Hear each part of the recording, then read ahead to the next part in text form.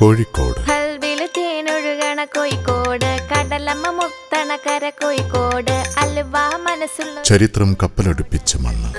സഹസ്രാബ്ദങ്ങളുടെ ചരിത്രത്തിന്റെ തിരമാലകൾ അലതല്ലി ഉയരുന്ന തീരമാണ് കോഴിക്കോടിന്റെ കടൽ തീരം. ഒരുപക്ഷെ ചരിത്രം ഓർമ്മപുസ്തകമാകുന്നതിനു മുമ്പ് ഈ തീരത്തേക്ക് കാലവർഷക്കാറ്റുകളുടെ ചുമലിൽ കയറി അറബി വ്യാപാരികൾ വരികയുണ്ടായി.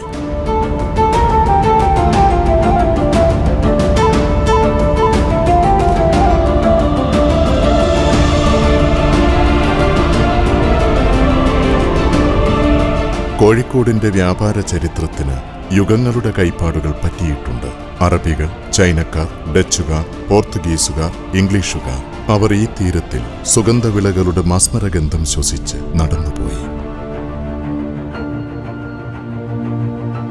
നാട്ടുകാരായ വ്യാപാര പ്രമാണിമാരുടെ സംഭരണശാലകൾ സ്വർണത്തിന്റെയും വെള്ളിയുടെയും കിലുക്കം കേട്ട് രോമാഞ്ചം കൊണ്ടു. 1000 നാവുണ്ടായാലും കോഴിക്കോടിന്റെ പൈതൃകം ആർക്ക് വിവരിക്കാനാകും?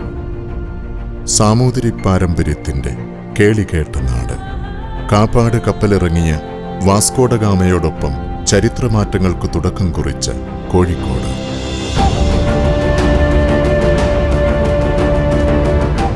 എല്ലാ മതങ്ങളെയും സംസ്കാരങ്ങളെയും ഒരുപോലെ സ്വീകരിച്ച് ആഘോഷങ്ങളും ആചാരങ്ങളും ഒരുപോലെ കൊണ്ടാടി സമത്വത്തോടെയും സാഹോദര്യത്തോടെയും ജനങ്ങൾ വാഴുന്ന ദേശം. ബാബുക്കയുടെ ഗസലിന്റെ അലയൊലികളടങ്ങാത്ത കാറ്റാണ് കോഴിക്കോടിന്. മുഹമ്മദ് റഫിയുടെയും ഏറ്റവും പുതിയ റാപ്പ് സംഗീതത്തിന്റെയും താളം ഒരുപോലെ ഏറ്റെടുക്കുന്ന കലാസ്വാദകരുടെ സ്വന്തം കോഴിക്കോട്.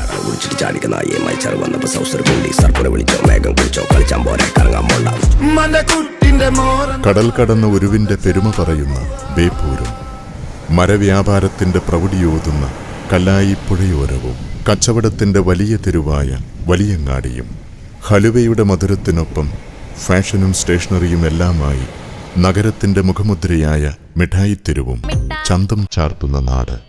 ബീച്ചും മാനാഞ്ചിറയും സരോവരം പാർക്കും കടലുണ്ടി പക്ഷി സങ്കേതവും ബേപ്പൂരും, അങ്ങനെ കണ്ണും മനസ്സും നിറയ്ക്കുന്ന ഒട്ടേറെ ഇടങ്ങളുള്ള നാട്.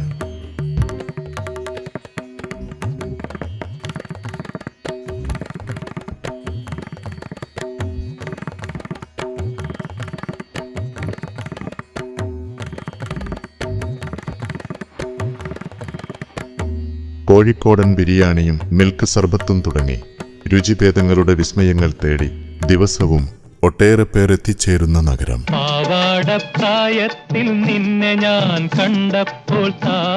വൈക്കം മുഹമ്മദ് ബഷീർ ബേപ്പൂർ സുൽത്താനായി മലയാള സാഹിത്യത്തെ ചേർത്തു പിടിച്ച മണ്ണ്. MT സ്വന്തം നാടായി തിരഞ്ഞെടുത്ത നഗരം. SK പൊറ്റക്കാടിന്റെ ഒരു തെരുവിന്റെ കഥയിൽ തുടങ്ങി ലോക സാഹിത്യ നഗരത്തിന്റെ പ്രൗഢിയിലെത്തി നിൽക്കുന്ന കോഴിക്കോട്.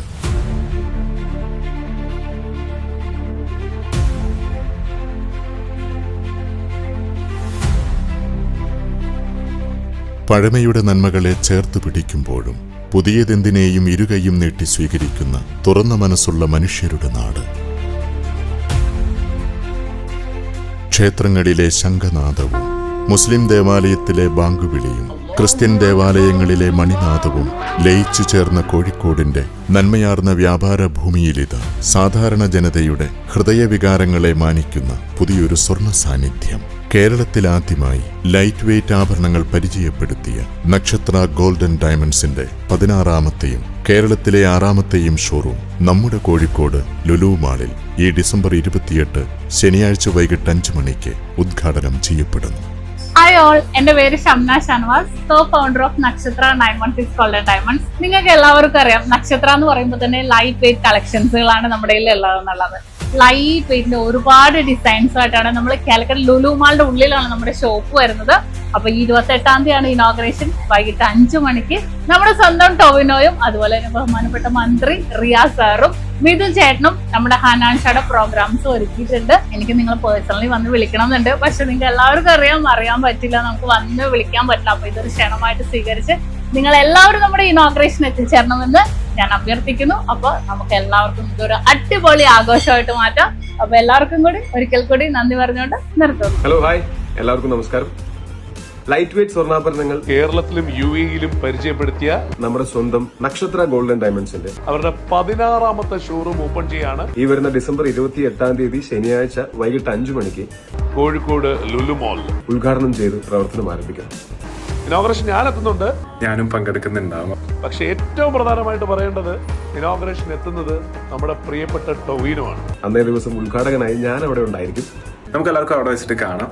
എല്ലാ പ്രിയപ്പെട്ട കോഴിക്കോട്ടുകാരെയും അവിടെ വെച്ച് കാണാൻ പറ്റുമെന്നുള്ള പ്രതീക്ഷയിൽ അപ്പൊ എല്ലാവരും ഒന്നിച്ചുകൂടി ഇതൊരു വലിയ ആഘോഷമാക്കി മാറ്റാം. Thank you so much.